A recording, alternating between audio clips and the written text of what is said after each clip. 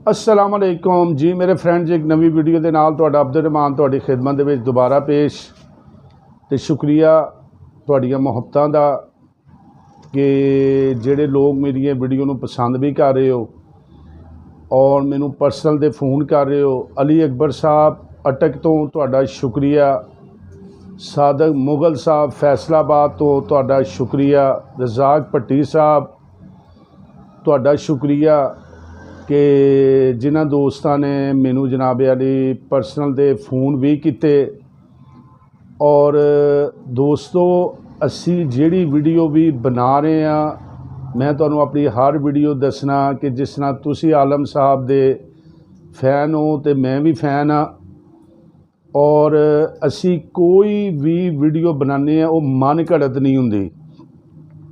तो अज मैं अपने कश्मीरी जिहड़े माड़े वीर तक्कण वाले तुसी समझने होवोगे, अज मैं उन्हां दा भी शुक्रिया अदा करना, क्योंकि माड़े परदेसी भी कोई कश्मीरी लोग जिहड़े आलम साहब ने बहुत बड़े फैन हैं। तो अज मैं आख्या उन्हां नाल मैं उन्हां दी कश्मीरी ज़बान च मुखातब होवां।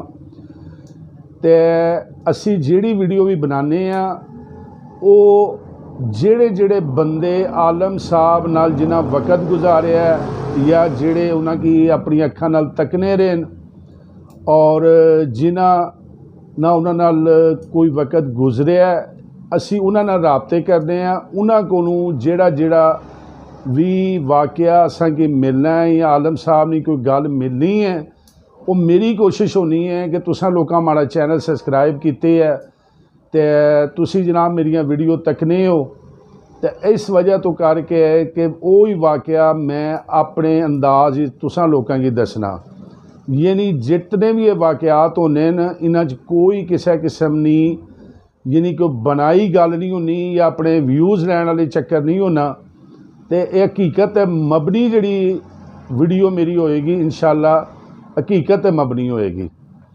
तो हुण आंदे असी असल मौजू ते जिन्हां दोस्तां अजे तक मेरे चैनल को सबसक्राइब नहीं किया उन्हां अगे एक ही रिक्वेस्ट हुंदी है मेरी कि बराए मेहरबानी तुहाडा कुछ नहीं जांदा, जदों वीडियो वेख रहे होवो तो नाल ही हल्का जिहा काला जिहा बटन है उन्होंने दबा दिया करो, चैनल को सबसक्राइब कर दिया करो ताकि इस तरह की मज़ीद वीडियो तुसीं वेख सको।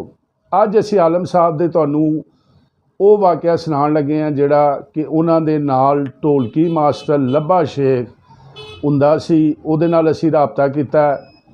उन्हें सानू ये सारी कहानी सुनाई तो मैं आख्या अज अपने वेखण वालियां नूं यह किस्सा भी अज जरूर सुनाना चाहिए। किस्सा ये है कि दो किस्से जिहड़े ने आलम साहब गाण लग्या बड़े जज्बाती हुंदे सी और जिस वक्त उन्होंने रिकॉर्ड करवाए ने वो भी इक्को दफ़ा दे विच रिकॉर्ड नहीं करा सके। इन्ने कि जज्बाती हो गए सी कि वो इक्को दफ़ा दे विच रिकॉर्ड नहीं करवा सके और 2 या 3 हिस्सों दे विच आके तो उन्होंने वो रिकॉर्ड करवाते रहे ने। उन्हां चों जदों किस्से तुसी हैंड फ्री या ब्लूटूथ ला के भी सुनोगे तो तुहानूं वाजिया पता लगेगा कि वो किस्सा गाण लग्या आलम साहब की आवाज़ वो नहीं सी रहिंदी, बल्कि उन्हां दी आवाज़ दे विच एक उदासी हुंदी सी, एक अंदर दा मतलब रोण उन्हां दा निकल जांदा हुंदा सी ते वो रो भी पैंदे सी किसी टाइम ते। तो जदों रिकॉर्डिंग करवाई है वो लब्बे शेख ने सानू ये भी दस्सिया कि 3 हिस्सों दे विच रिकॉर्डिंग रोक के ते उन्होंने वो 2 किस्से जिहड़े ने रिकॉर्ड करवाए। एक किस्सा यूसुफ अलैहिस्सलाम दा जदों उन्होंने पढ़िया तो अज भी तुसी उन्होंने सुनना तो तुहानूं पता लगेगा कि थोड़ा जिहा किस्सा जदों उन्होंने गाया फिर विचों वो कट किया, फिर दोबारा उन्होंने उस हिस्से नूं जोड़ के ते किस्सा यूसुफ दा जदा उन्होंने पढ़िया तो 2 हिस्सों दे विच उन्होंने पढ़िया और बड़े ही रंजीदा हो जाते सी वो किस्सा पढ़न लग्या। बड़ी उन्होंने अगर तुसी हैंड फ्री ब्लूटूथ नाल वो किस्सा सुनोगे तुहानूं उन्हां दी आवाज़ दे विच पता लगेगा कि वो जिहड़े ने ना बड़े एक उदासगी दे लहजे दे विच उन्होंने किस्सा यूसुफ पढ़िया। दूसरा उन्हां दा मिर्ज़ा साहिबा उन्होंने मुख्तलिफ अंदाज गाया, लेकिन एक मिर्ज़े दे विच उन्होंने माँ का प्यार दस्सिया। तो जिहड़ा माँ के प्यार वाला किस्सा वो महफल का एक प्रोग्राम सी, उहदे विच उन्होंने गाया। तो जदों मतलब वो किस्सा गा रहे होंगे ने, फिर उन्होंने पिछे साज जिहड़ा ना वो बंद हो जाता है। फिर वो दसदे ने कि किस तरह एक माँ के घर एक पुत्र पैदा होया, उन्होंने पालिया, जवान किया, वह कुड़ी नाल इश्क होया। फिर उन्हें क्या माँ का दिल कढ़ के लिया, फिर वो आया, छुरी मारी, दिल कढ़िया, डिग्गा। उस वेले दिल मुठ विचों दिल ने पुकारिया, तो फिर एंड ही हो जाता सी उत्थे आके। जदों सुनोगे तुसी ते आलम साहब का भी उत्थे एंड हो जाता सी।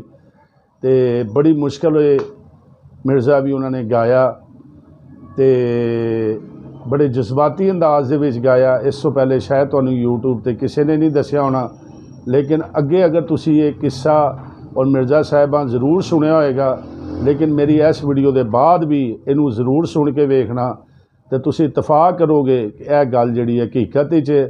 तो आइंदा भी असी जिस तरह की आलम साहब दे अगर तुहाडे कोल भी कोई मालूमात है, असी अपना उत्ते नंबर दिता हुंदा है, तुसी इस नंबर ते मेरे नाल राबता करो। मैं 24 घंटे तुहाडे लई हाज़िर हाँ।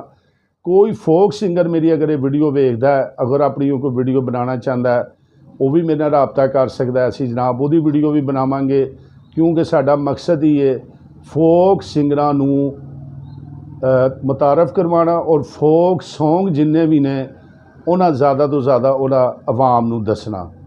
तो इस वजह तो कोई भी आलम साहब का फैन है या उहदे कोल आलम साहब का कोई वाक़या है या कोई गल है, तो उत्ते मेरा थंबनेल ते नंबर लिखिया हुंदा है। इस नंबर ते राबता करो, अपना मैनू किस्सा दसो, तो तुहाडा नाम लैके वो किस्सा जिहड़ा असी वीडियो ज़रूर अपलोड करांगे। तो उम्मीद है मेरी अज की यह वीडियो तुहानूं ज़रूर पसंद आई होएगी। वीडियो नूं लाइक भी करो, शेयर भी करो, और चैनल नूं सबसक्राइब करो। एक नवे किस्से दे नाल मिलने आ। अस्सलाम वालेकुम।